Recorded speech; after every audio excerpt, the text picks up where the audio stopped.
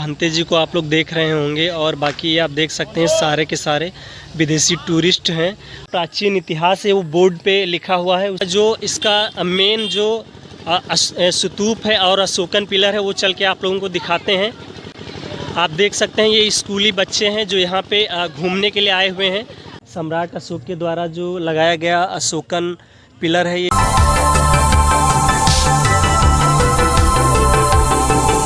दोस्तों ये भंते जी को आप लोग देख रहे होंगे और बाकी ये आप देख सकते हैं सारे के सारे विदेशी टूरिस्ट हैं और ये सभी लोग इस जगह को घूमने के लिए आए हुए हैं।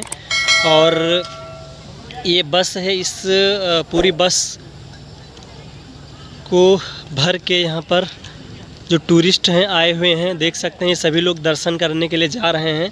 दोस्तों सम्राट अशोक के द्वारा जो अशोकन पिलर यहाँ पे वैशाली ज़िले में उस टाइम पर लगवाया गया था, उनके टाइम पर उस जगह पे आ गए हैं। और अभी यहाँ का जो प्राचीन इतिहास है वो बोर्ड पे लिखा हुआ है, उसको पढ़ के आप लोगों को इसके बारे में जो ये जगह है इस जगह के बारे में बताने का प्रयास करेंगे। और मेरे चारों तरफ का व्यू आप लोग देख सकते हैं। ये इस साइड में मेन गेट है जहाँ से एंट्री हुई है और टिकट कटवाने के बाद एंट्री कर ली है मैंने। और ये आप चारों तरफ का व्यू देख सकते हैं। और अब वहाँ चल के जो बोर्ड पे इसका इतिहास लिखा हुआ है उसे आप लोगों को दिखाते हैं। दोस्तों ये इसका मेन गेट है और ये जो सीधी सड़क है इसके दोनों साइड में आपको बहुत सारी दुकानें मिल जाएंगी जहाँ पे बुद्धा स्टेचूज और उससे रिलेटेड सारी चीज़ें आप लोगों को मिलेंगी। दोस्तों इस बोर्ड पे आप देख सकते हैं जो प्राचीन वैशाली के भग्नावशेष कोल्हुआ, ये जो प्राचीन स्थल है इसके बारे में जो इसका इतिहास है लिखा हुआ है। पढ़ के आप लोगों को बताते हैं। प्राचीन नगर वैशाली का अभिन्न अंग कोल्हुआ उस स्थल विशेष का द्योतक है जहाँ पर एक स्थानीय वानर प्रमुख ने भगवान बुद्ध को मधु अर्पण किया था। इस घटना को बौद्ध साहित्य में बुद्ध के जीवन से जुड़ी 8 प्रमुख घटनाओं में से एक माना जाता है। यहाँ पर बुद्ध ने कई वर्षावास व्यतीत किए।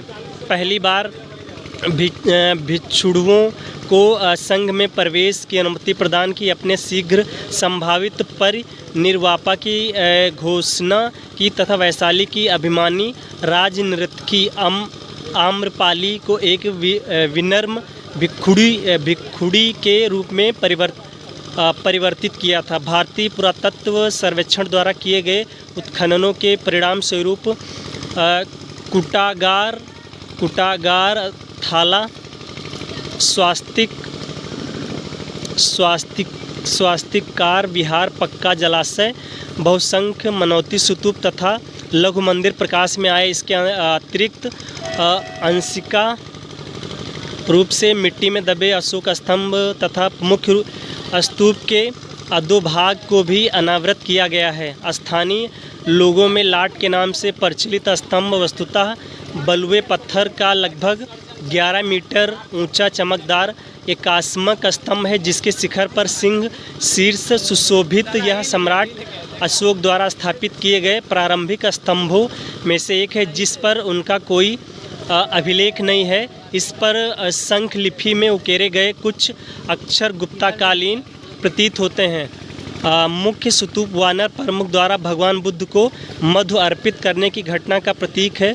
ईंटों द्वारा निर्मित स्तूप मूलतः मौर्य काल में बना था जिसका आकार कुषाण काल में परिवर्तित करके चारों ओर पर दक्षिणा पथ जोड़ा गया। तदुपरांत गुप्तकाल एवं परिवर्ती गुप्त काल में पुनः ईंटों से आच्छादित करके स्तूप को सर्वाधिक किया गया तथा चारों ओर नियमित अंतराल पर आयक भी जोड़े गए। स्तंभ के निकट स्थित कुंड की पहचान मरकट हृदय के रूप में की गई जिसे वानरों ने भगवान बुद्ध के लिए बनाया था। 7 सोपानों से युक्त लगभग 65 इंटू 35 मीटर विस्तार वाले इस जलाशय की दक्षिणी तथा पश्चिमी भुजाओं पर स्नान हेतु घाट बने हैं। स्थल के उत्खनन में पुरा सामग्री बहुतायत में प्राप्त हुई जिनकी कीमत पत्थर के मनके, मृण्मय आकृतियाँ, मुद्राएं, रत्न जटित ईंटें, अभिलेखायुक्त मृद भांड का टुकड़ा तथा किरीट युक्त वानर की विलक्षण मृण्मय आकृति विशेष उल्लेखनीय है। तो आप देख सकते हैं ये इसका इतिहास इस बोर्ड पे लिखा हुआ है। और इसके इस साइड में भी एक दूसरा बोर्ड लगा है जहाँ पे इंग्लिश लैंग्वेज में इसके बारे में इसका इतिहास लिखा हुआ है। और अब यहाँ से आगे चल के आप लोगों को आगे का जो इसका मेन जो स्तूप है और अशोकन पिलर है वो चल के आप लोगों को दिखाते हैं। आप देख सकते हैं ये स्कूली बच्चे हैं जो यहाँ पे घूमने के लिए आए हुए हैं, देख सकते हैं आप लोग। और अब पास में चल के जो बुद्धा स्तूप है वो और अशोकन पिलर, ये दोनों चीज़ें आप लोगों को दिखाते हैं।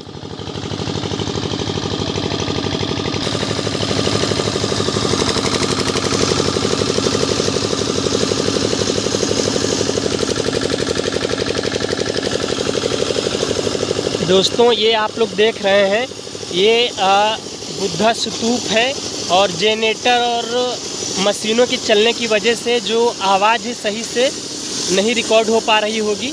और आप देख सकते हैं यहाँ पे भी बहुत बड़ा बुद्धिस्ट विहार बना हुआ था उस टाइम पर, जो उस टाइम के जो सम्राट थे उन लोगों ने बनवाया था।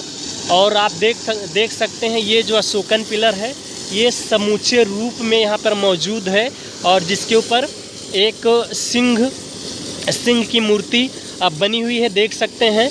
और पास में चल के इसका जो व्यू है दिखाते हैं आप लोगों को। और ये देख सकते हैं आप लोग ये बहुत ही बड़ा यहाँ पे बुद्धिस्ट विहार बना हुआ है और यहाँ पे ये आपका तालाब भी बना हुआ है। पास में चल के आप लोगों को दिखाते हैं।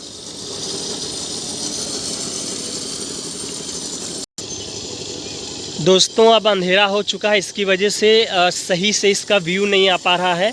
बाकी आप देख सकते हैं जितने भी यहाँ पर गोल और चौकोर टाइप में हैं ये सभी लगभग आप देख सकते हैं ये स्तूप है। यहाँ पर इन स्तूपों में बौद्ध भिक्षुओं की जो अस्थियाँ थी उनको रख के उसके ऊपर ये स्तूप बनाए जाते थे और इसमें सैकड़ों बौद्ध भिक्षुओं की अस्थियों को रख कर उन पे ये आपका स्तूप बनाए गए हैं, देख सकते हैं। ये अशोकन पिलर है। अभी तक जितने भी बुद्धिस्ट प्लेस देखे हैं उनमें से समूचा जो अशोकन पिलर है ये सिर्फ यहीं पर है, इसको पहली बार देख रहे हैं। और इसमें भी उस टाइम की लैंग्वेज को उकेरा गया है, देख सकते हैं आप लोग, जो सही से नहीं आ पा रहा है। ये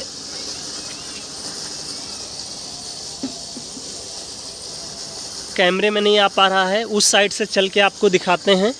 और ये आप देख सकते हैं बहुत ही बड़ा ये स्तूप है, अशोकन पिलर है, देख सकते हैं। इसकी चौड़ाई काफ़ी है। ये मान लीजिए कि तीन लोग एक दूसरे को कंटिन्यू जोड़ के इस पूरे अशोक स्तंभ को पकड़ सकते हैं, अपनी बाहों में घेरा बना के इसको वो कर सकते हैं। देख सकते हैं ये अशोक स्तंभ कितना विशालकाय बना है। सोचिए ये 2300 साल पुराना है और आज भी जस का तस बना हुआ है। और इन सारी चीज़ों को नष्ट करने का प्रयास किया गया बट कुछ चीज़ें थीं जो बच गईं। और ये देख सकते हैं ये जो डिज़ाइन आपको दिख रहा है अशोक पिलर के ऊपर, ये शायद उसी टाइम का हो सकता है जो उस टाइम पर उकेरा गया होगा, देख सकते हैं आप लोग। और इस पे जो लिखा हुआ है वो नहीं दिख पा रहा है क्योंकि अब धूप नहीं बची है, देख सकते हैं कितना विशालकाय ये अशोक स्तंभ है। दोस्तों शाम के लगभग 5 बज चुके हैं और अंधेरा होने वाला है और यहाँ से मुझे बस पकड़ के वापस आपका क्या बोलते हैं हाजीपुर पासवान चौक तक जाना है। फिर वहाँ से जिस दोस्त के घर पे रुके हुए हैं उसके घर पर जाएंगे। और यहाँ पे इस साइड में आप देख सकते हैं, इस साइड में ये एक बोर्ड लगा हुआ है, उस पर ये जो अशोकन पिलर और यहाँ पे जो बुद्धा स्तूप बना हुआ है उसका इतिहास लिखा हुआ है। वो चल के आप लोगों को दिखाते हैं। तो चलिए चलते हैं।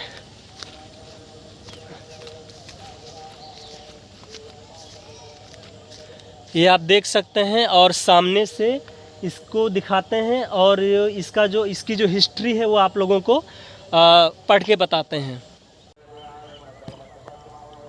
दोस्तों ये जो विहार है इसका इतिहास इस पे लिखा हुआ है। ये लिखा है स्वास्तिका आकार स्वास्तिक आकार विहार। स्वास्तिक के समान आधार विन्यास वाले इस विहार में 12 कक्ष हैं। केंद्र में खुला प्रांगण है जिसके चारों ओर वरामदे से जुड़े 3-3 कक्ष हैं। पूर्वाभिमुख प्रवेश द्वार वाले इस विहार की दक्षिणी भुजा से जुड़ा एक शौचालय का भी प्रावधान था। गुप्त काल में निर्मित यह विहार संभवतः भिक्षुणियों के लिए बना था। मतलब जो महिला भिक्षुणी होती थी उनके लिए बौद्ध विहार बनाया गया था। ये अंग्रेजी लैंग्वेज में भी है। Swastika a shaped monastery. This 12 room monastery looks like a swastika on plan, having 3 rooms on each arm attached to common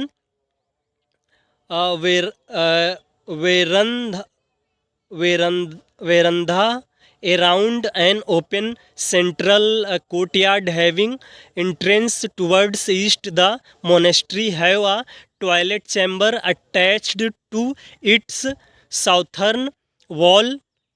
It was constructed during Gupta period, probably for the nuns. ये Gupta period में इसका जो ये monastery है जो भिक्षुणी होती थी उनके लिए गुप्ता पीरियड में ये बौद्ध विहार स्वास्तिक के आकार में बनाया गया था। आप देख सकते हैं। और यहाँ पे दोस्तों देख सकते हैं बहुत दूर दूर तक के ये आप देख सकते हैं स्वास्तिक विहार। ये है दोस्तों, ये बोर्ड पे देख सकते हैं स्वास्तिक विहार। ये जो सामने आपको दिख रहा है ये स्वास्तिक के आकार में बना हुआ विहार है जो बौद्ध भिक्षुणी होती थी उनके लिए बनाया गया था। ये आप देख सकते हैं इस स्वास्तिक के आकार में यहाँ पे बनाया गया है। ये देख सकते हैं आप लोग। और ये बहुत ही इसका जो परिसर है बहुत बड़ा है। आप देख सकते हैं ये अशोकन पिलर।